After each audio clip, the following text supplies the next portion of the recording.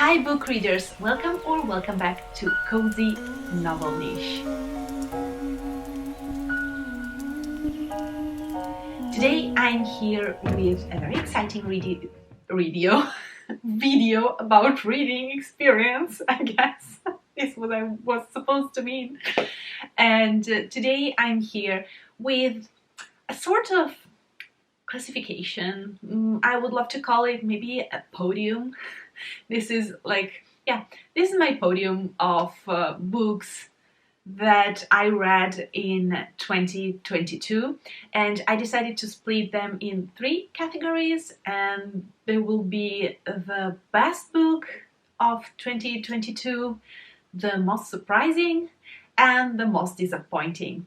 I don't have the worst book because fortunately I've not met anything that was so horrible that I ended up naming it like the worst of the year.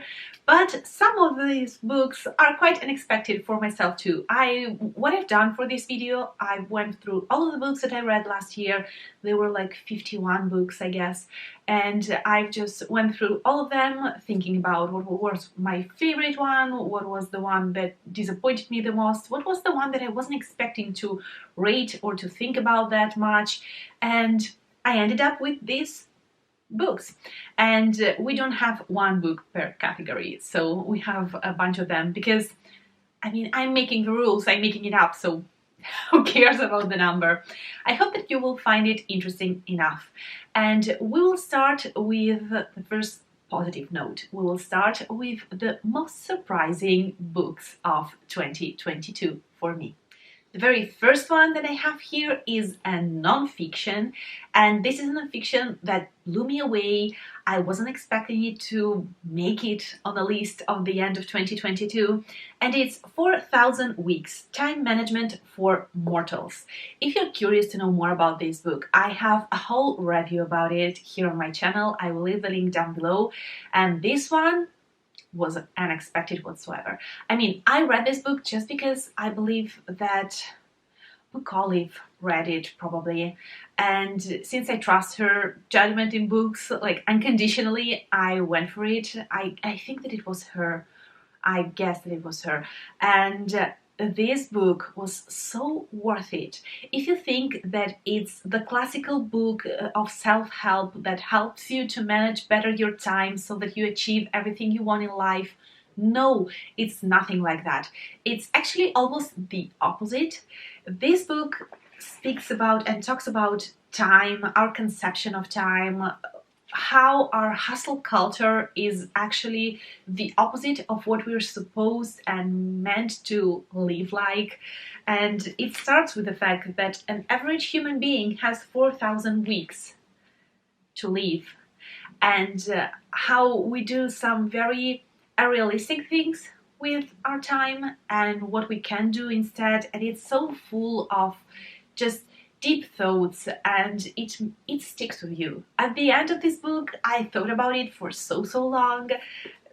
I'm still thinking about this book every now and then. I have so many parts that are underlined in this book just because I love the experience of reading it, and I will cherish it, and I will reread it in the future for sure. This is a book that I think you're supposed to read every maybe 5 years of your life, so that just you refresh that knowledge. And if you want to give it a chance, please, it's not boring. It's an amazing book. If you're an adult and you're having troubles adulting properly, whatever that can mean, just read it. Give it a try, please. It will surprise you. I can almost guarantee it. It will surprise you. Hence, it's on my most surprising books of 2022 list. The second book on this list is again a non-fiction. Non-fiction this year was great for me. And it's Invisible Women. I don't have the physical copy right now, but I will put the cover up here.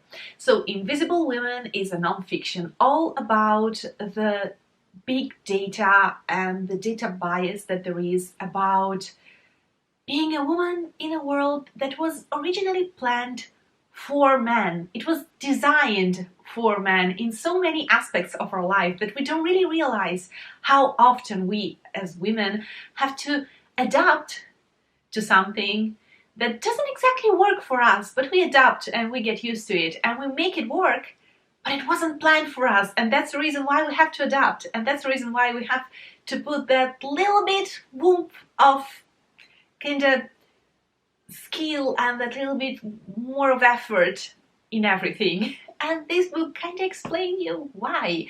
And this book has a lot of trigger warnings. It deals with some hard topics too, so be mindful when you go for this read. Just check online, you can see all the trigger warnings there. But this is an amazing read. It makes you angry at some parts. I had to stop reading and restarted reading. It's not a book that you can read in one sitting, I think. And this is one more book that I will probably reread in the future in my life, because I think it's worth it. It was a great read. It was eye-opening in some parts, it was enraging in other parts, and all of it just allows me to tell you wholeheartedly that it was one of the most surprising reads of 2022 for me. The last one is actually something that was so surprising that I was surprised of my own choice. That's how surprising it was, because this book was a darling of BookTube years ago, and I've never made it to reading it. But in 2022 I ended up quarantining alone at home, and so I just reached for something that I wanted and thought would be entertaining and easy to go through, and it was Illumine.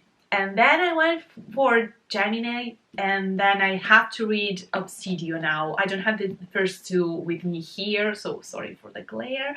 I only have the third one, so I will keep up the third one. But I'm referring to the first one, and then a little bit the second one, but the first one was the one that really, like, got me.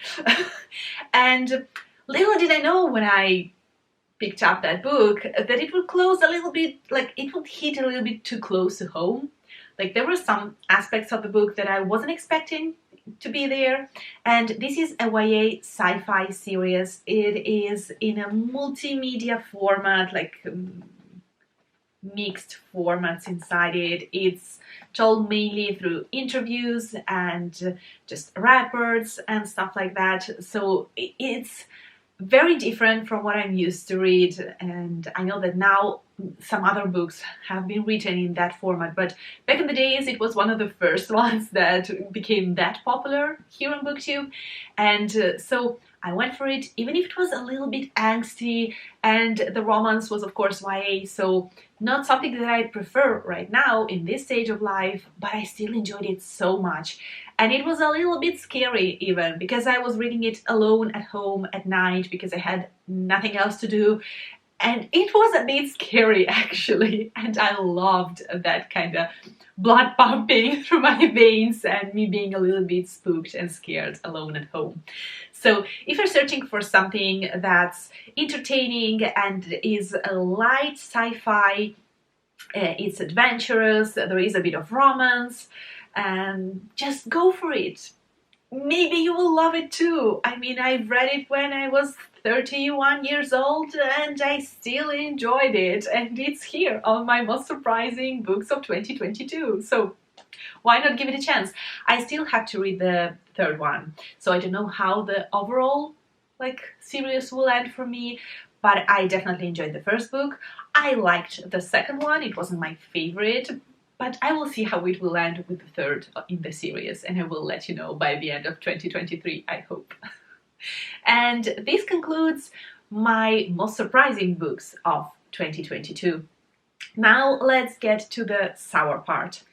And welcome to the most disappointing reads of 2022. Unfortunately, both of these reads are non-fiction, but since I have so many favorite and most surprising books that were non-fiction too, I'm so happy with my non-fiction reads this past year. But here we have both non-fictions, and they're most disappointing, but also very surprising, and that's the reason why I was so disappointed, because I had so high expectations for these two books that even the fact that I slightly disliked them made them very disappointing for me.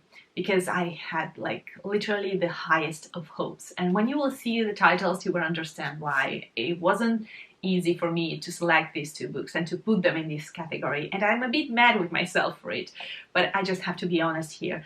And the first one is Tea, the Drink That Changed the World. This is one of the books that I read for Nonfiction November, and I'm so crushed by the fact that it wasn't not even one of my most favorite books of the year, but just like a good read, an average good read. I was a bit disappointed with this book. I mean, it's not an awful book, but considering the topic, considering the fact that I'm a huge tea lover, and considering the fact that it's my first physical book that I'm reading about tea, a non-fiction book of this kind. I've already read another book about tea, but it was more like about tea ceremony. It was a little bit different. This is about tea, its history, how we came by this drink, what we've done for this drink, which is horrible and amazing at the same time. And just the overall history of this beverage. I had so high hopes for this book, and it did not deliver for me. I wasn't a huge fan of the writing style. I wasn't a huge fan of the way the author decided to present the facts that she was presenting. It kind of jumped from here to there. It wasn't very cohesive. It just wasn't my cup of tea. Sorry, pun was not intended in this case. It just came out like that. But yeah, I don't know. I will still keep this book because there are some very interesting information in this. But maybe one day I will find a book about tea that will be more similar to my taste, more for me. I don't know. But this one was definitely disappointing. I hoped to rate it like 5 stars and to adore it, but nope, unfortunately not. The second one will probably be even more controversial because I had the highest expectations. I waited to read this book during Nonfiction November. I ended up finishing it a little bit later. It took me much more time. It took me 2 or 3 months, 2 months to finish this book. It was the last book that I tried to finish before the end of 2022 because I really wanted to be over with this book. And I don't like forcing myself and struggle through a book. And I usually DNF a book. I'm learning to DNF books when I get to that point. But this one, I thought that it was fundamental and important for me to finish it. And now that I will show you the title, you will understand why. It's Hood Feminism by Mickey Kendall. Notes from the Women White Feminists Forgot. And this book was on my nonfiction TBR for 2 years. I was so excited when I bought it, and I was so excited this year when I started reading it. And I was so excited for the first part, not even the first part, like for the first maybe 40 pages or something like that, 30 pages, because it was everything I was hoping for, and then it lost me. Then this book lost me, and I know that it may sound controversial because I am white and I consider myself feminist. And so someone may think that I dislike this book for its inner concept, but it's not like that. I really started this book knowing what the author was about to tell and how the topics would be addressed. But I was very wrong. What this author has done here is it has separate chapters. They're not linked one to another. They're more like separate essays on different topics. And the thing that really made me dislike this book is that at certain points it definitely lost me because it was a mix of some personal experiences, some facts that she was referring from, I guess, popular culture, but it was very American set, since the author is American, which is normal. Each and every one of us refer the culture that we are living in. But she addressed that events as if the reader was supposed to perfectly know the names, the facts, and how everything ended. And it was not the case for me since I live in Europe, so it was a little bit more difficult for that reason, but it's not the only reason.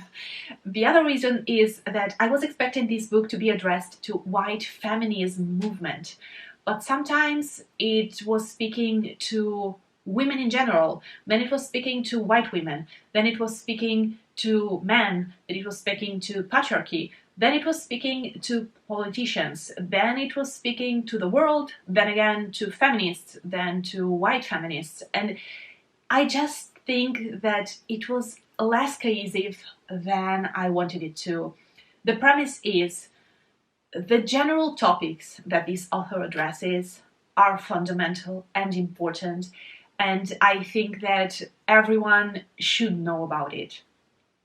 But the execution of this specific book wasn't resonating with me, and that's the reason why I'm putting it in the most disappointing reads of 2022 for me.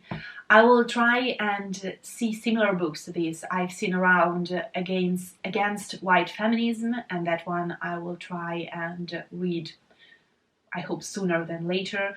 And then there was one more title with a similar vibe, so I will try and give it a go, because I want to know the other side that I cannot know if I don't read and if I don't listen. So I want to educate myself in that section, in that aspect.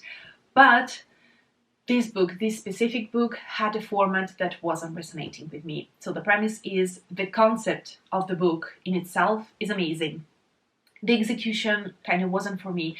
And the thing that made me disappointed even more was that I loved the beginning and I loved the very ending of the book. And the middle was just not what I was expecting it to be. It wasn't cohesive. It wasn't for everyone, actually. It is for a feminist who is white and who lives in America and who knows exactly what is happening and what this author refers to.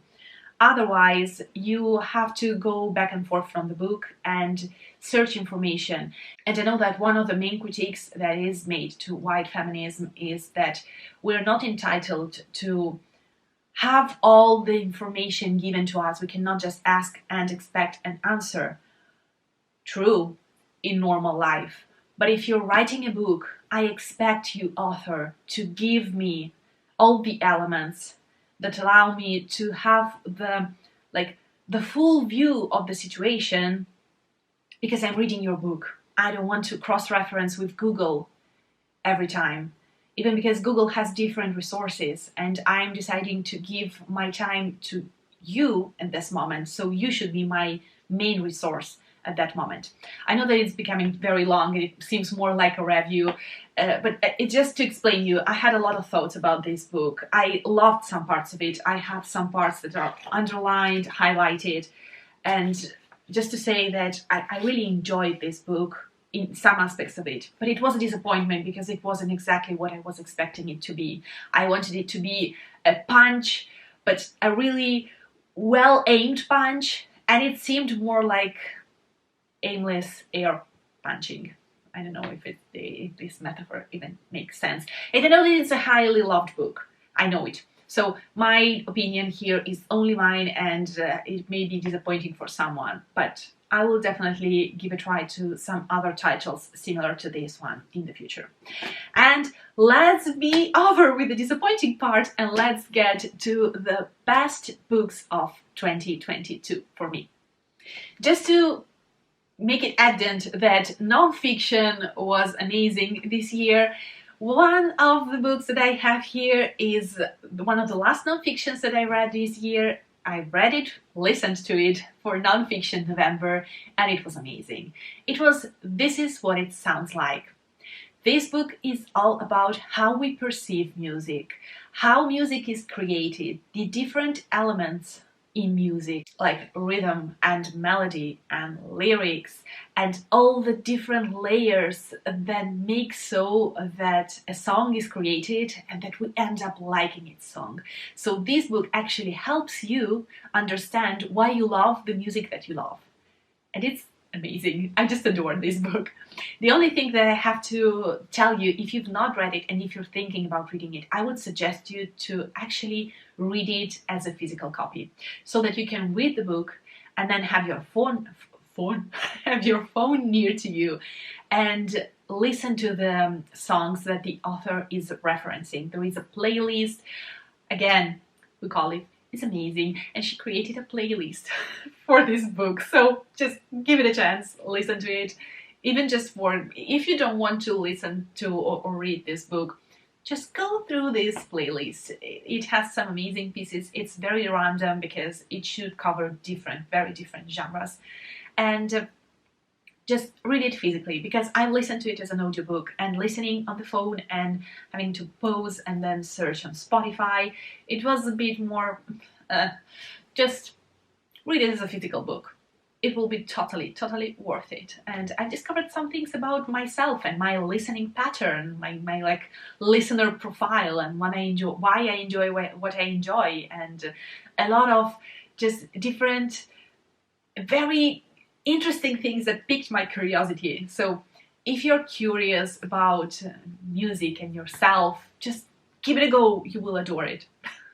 Next is a first one in a series. At the beginning, I believe that it was a trilogy, and now it's a series. It's by Becky Chambers, and it's A Long Way to a Small Angry Planet. Guys, I cannot describe you the feeling that I had at the end of that book. I'm actually a little bit afraid of picking the second book up, just because I've listened to the first one, so of listening to the second one, just because it was such a happy experience that I'm afraid that the second one won't meet my expectations.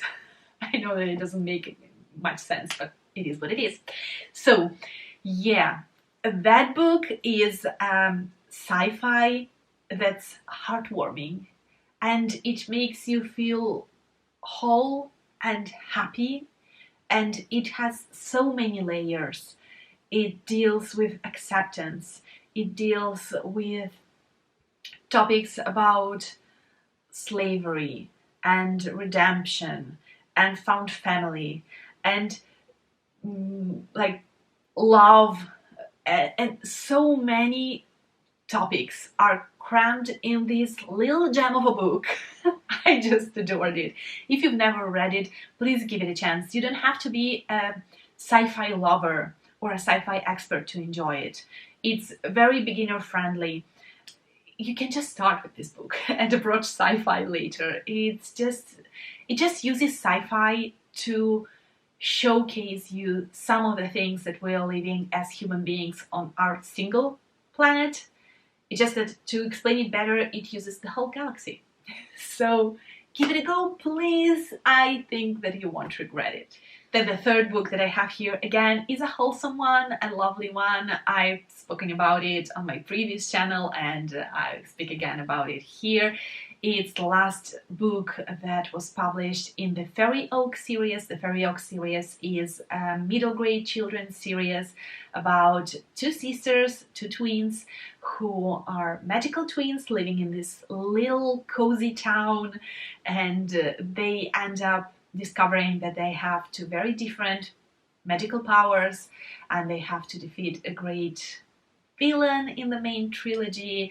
And this book, the last book that I'm referring to, is the one in which we're following kind of the aftermath, and we are meeting a lot of the characters when they are older. So it had such a nostalgic feeling for me. It was such a punch in the gut, like but a lovely one. It made me cry, but made me smile.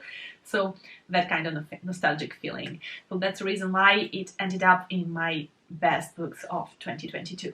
And we are getting near to the end, the last two. The last but one is The House in the Cerulean Sea.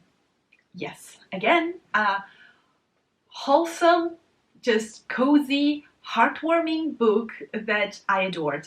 I paused reading it for almost a month because I reached a point and I was afraid that something bad will happen at that point, something irredeemably bad, and I wasn't ready to see something that bad happening to those characters And so I stopped reading it because I was afraid for the characters. That's how much I loved that book. Unfortunately, my worst expectations were not met, fortunately.